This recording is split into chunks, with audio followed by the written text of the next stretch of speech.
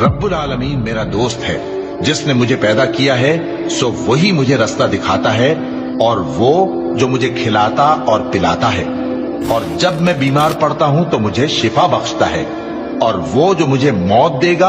और फिर जिंदा करेगा, और वो जिससे मैं उम्मीद रखता हूं कि क़यामत के दिन मेरा कसूर बख्शेगा। ए परवरदिगार, मुझे इल्म दानिश अता फरमा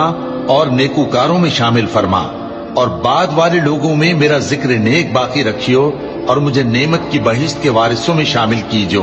और मेरे बाप को बख्श दे कि वो गुमराहों में से है, और जिस दिन लोग उठा खड़े किए जाएंगे मुझे रुस्वा न कीजो,